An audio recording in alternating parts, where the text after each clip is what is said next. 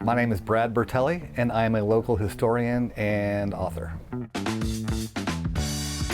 I'm a fiction writer by trade, and I went to the University of Miami and got my MFA and graduated in 2001. I moved down here to work on my novel, and I got a book deal with the University Press of Florida on a snorkeling guide to Florida. And as I was doing research for this book, every dive captain and every mate had his own story about how this reef got its name or how that reef got its name.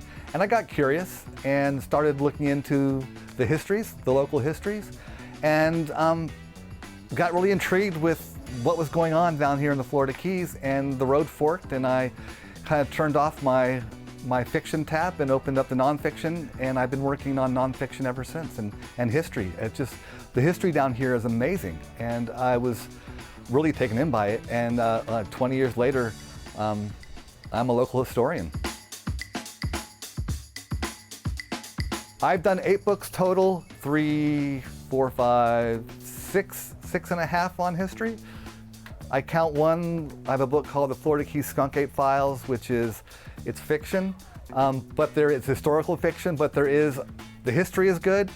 I worked really hard on getting the history right, but I did insert the Florida's Bigfoot, the skunk ape, in with a lot of real people like John James Audubon and Ponce de Leon and Thomas Edison, just to have a little fun. I hadn't worked on fiction in 15 years, and after writing so much history, I just wanted to have fun with words again and not have to worry about, all the details.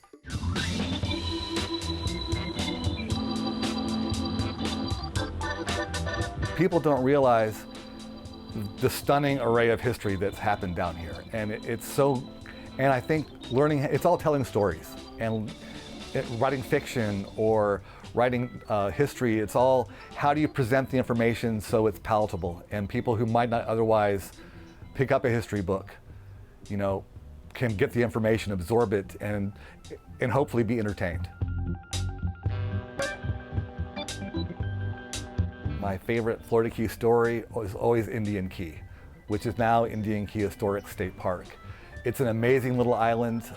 Millions of people have driven past it on the overseas highway and never even known this little 11-acre mangrove island out in the Atlantic, about a mile offshore between Upper Matecumbe and Lower Matecumbe Key, was once the most important island in the Florida Keys, not named Key West. And it was in the 1835, it had a hotel and a restaurant and a bowling alley, and it was this thriving wrecking community.